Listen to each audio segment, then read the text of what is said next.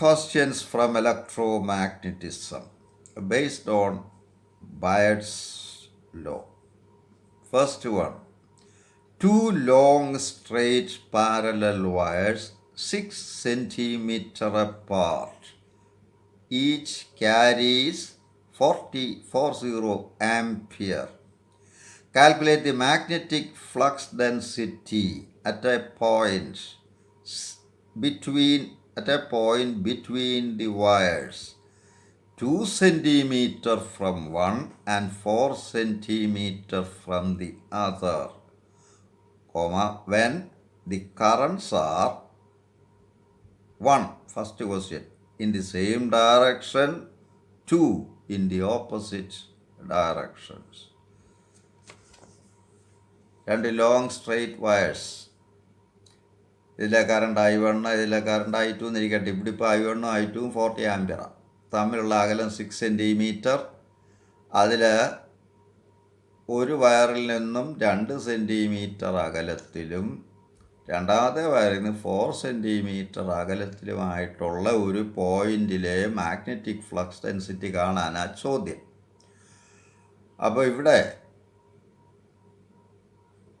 ആദ്യത്തെ കേസ് 2 കമ്പിയിലും ഒരേ ഡയറക്ഷനിലാണ് കറണ്ട് എങ്കിൽ ഈ കമ്പിയിലെ ഈ സ്ട്രെയിറ്റ് വയറിൻ്റെ ഫീൽഡ് ബിയിൽ എങ്ങോട്ടാണെന്ന് നോക്കുക. അതിന് റൈറ്റ് ഹാൻഡ് പാം റൂൾ നോക്കിയാൽ മതി. ഈ കമ്പി കറണ്ട് ഒഴുകുന്ന ഡയറക്ഷനിലോട്ട് വലത് ഇടത്ത് തള്ളവരൽ ചൂണ്ടി പിടിച്ചുകൊണ്ട് ഇതിനെ ചുറ്റി പിടിക്കുന്നതായിട്ട് സങ്കല്പിച്ചാൽ ഇങ്ങനെ വരും.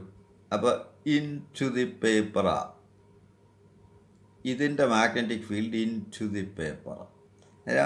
ഈ സെക്കൻഡ് വയറിൻ്റെ ഫീൽഡ് അത് ഇതിനെ ചുറ്റി വളഞ്ഞ് ഔട്ട് ഓഫ് ദി പേപ്പറായിട്ട് വരും. അപ്പോൾ ഇതിൻ്റെ ഫീൽഡ് ഇൻ ടു ദി പേപ്പറും ഇതിൻ്റെ ഫീൽഡ് ഔട്ട് ഓഫ് ദി പേപ്പറുമാണ്. അപ്പോൾ ചുരുക്കത്തിൽ രണ്ടിൻ്റെ ഫീൽഡ് ഇവിടെ ഓപ്പോസിറ്റാണ്. ഇപ്പോൾ ചുരുക്കത്തിൽ ഇവിടുത്തെ റിസൾട്ടൻ്റ് ഫീൽഡ് B=B1 - B2. ഇനി നമുക്കറിയാം ഒരു സിംഗിൾ വയർ കൊണ്ടുള്ള ഫീൽഡ് എന്ന് പറഞ്ഞാൽ μ0/4π × 2I/d. ഏത് പോയിന്റിലെ ഫീൽഡ് കാണുക, ആ പോയിന്റിലേക്കുള്ള ഡിസ്റ്റൻസ്. ഇവിടെ ഇപ്പോൾ B1 എന്ന് പറയുന്നത് μ0/4π × 2I1/d1 മൈനസ് B2 എന്ന് പറഞ്ഞാൽ μ0/4π × 2I2/d2. മൈനസ് ഇട്ടിരിക്കുന്നത് രണ്ടും ഓപ്പോസിറ്റ് ആയതുകൊണ്ടാണ്. Or it is 2 μ0/4π × I1/d1 minus I2/d2. That is 2 × μ0 is 4π × 10⁻⁴π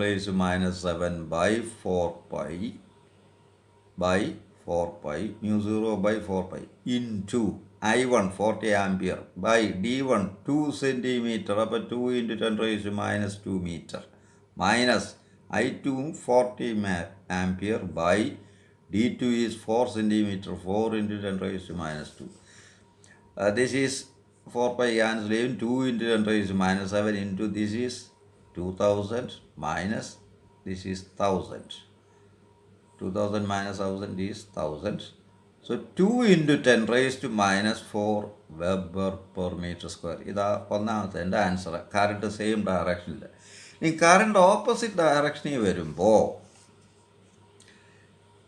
ഇതിൻ്റെ ഫീൽഡ് ഇവിടെ ഇൻ ടു ദി പേപ്പറും ഇതിൻ്റെ ഫീൽഡും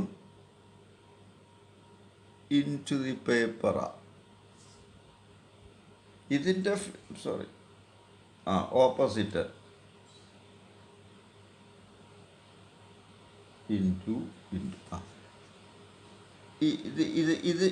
ഇതിൻ്റെ രണ്ടിൻ്റെ ഫീൽഡ് ഇൻ ടു ദി പേപ്പറായിട്ട് വരും. റൈറ്റ് ഹാൻഡ് ഈ റൂൾ അപ്ലൈ ചെയ്ത് നോക്കിയാൽ മതി. You can do it your self.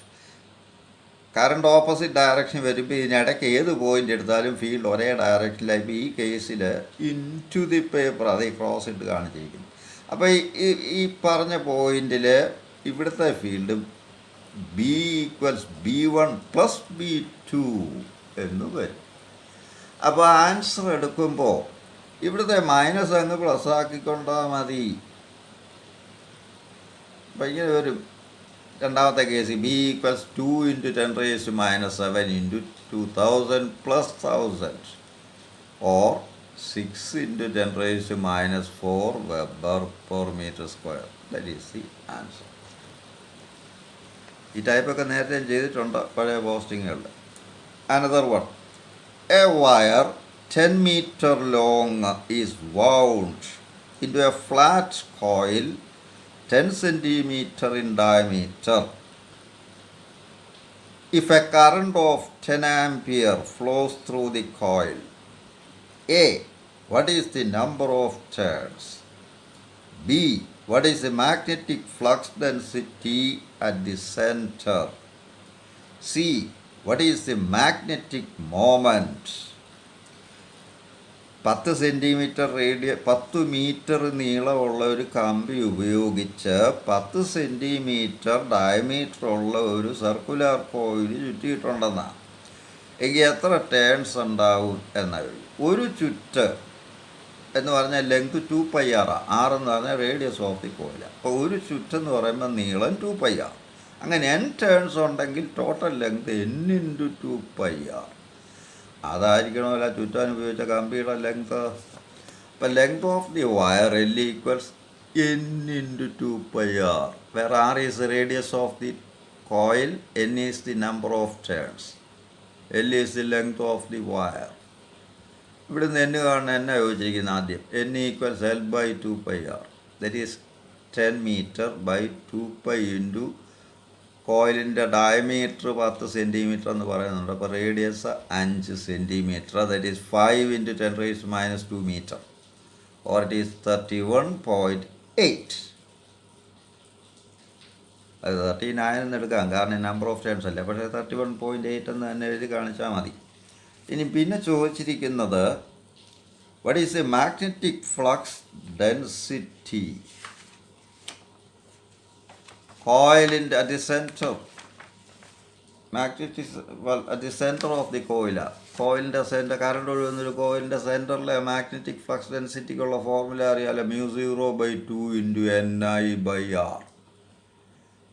μ0 എന്ന് പറഞ്ഞാൽ 4π × 10⁻⁷/2 × n. ഇപ്പോൾ കിട്ടി number of turn 31.8 into I, current 10 ampere തന്നിട്ടുണ്ട്, by radius of the coil 5 × 10⁻². Answer is 4 × 10⁻³ tesla, അല്ലെ വെബർ പെർ മീറ്റർ സ്ക്വയർ. ഇനി ചോദിക്കുന്ന magnetic moment of the coil. Current ഒഴുകുന്ന എല്ലാ കോയിലും ഫലത്തിലൊരു മാഗ്നറ്റിക് ഡൈപോളാണ്. ഒരു സൈഡിൽ നോർത്ത് പോളും മറു സൈഡിൽ സൗത്ത് പോളും വരും. അപ്പോൾ അതിന് മാഗ്നറ്റിക് മോമെൻ്റ് ഉണ്ട്. ആ മോമെൻ്റ് കാണാനുള്ള ഫോർമുല ഫേമസാണ്. M ഈക്വൽസ് അനി, area of face area of the coil into number of turns into current. ഇവിടെ എ എന്ന് പറഞ്ഞാൽ πr², സർക്കുലർ കോയിലല്ലേ, ഏരിയ അപ്പോൾ πr², π ഇൻറ്റു 5 × 10⁻² മീറ്റർ ആക്കും, into the whole square into number of turns 31.8 into I 10. Answer is 2.5 ampere metre square. ഈ magnetic pole strength എന്നൊക്കെ magnetic ചാർജും ഒക്കെ ഞാൻ ഈയിടെ ഒരു പോസ്റ്റിംഗ് കിട്ടും. ആരോ സംശയം ചോദിച്ചപ്പോൾ അതിന് ആൻസറായിട്ട് റിപ്ലൈ ആയിട്ട് ഞാൻ ഒരു പോസ്റ്റിംഗ് ഈയിടെ നടത്തിയിട്ടുണ്ട്. മാഗ്നറ്റിക് ചാർജ് എന്നൊക്കെ പറഞ്ഞാൽ എന്താണെന്നൊക്കെ പറഞ്ഞു. അപ്പോൾ അതത്രയേ ഉള്ളൂ. Another one. If the magnetic flux density at the center of a solenoid 50 centimeter long, 50 centimeter long, is to be 2 × 10⁻³ Tesla, when 5 ampere current is flowing through it, how many turns must it have? ഒരു solenoid, long സോളിനോയിഡിൻ്റെ ഉള്ളിൽ എവിടെയാണെങ്കിലും magnetic ഫീൽഡിൻ്റെ strength B equals μ0 Ni/L. L is the length of the solenoid, N is the total number of turns.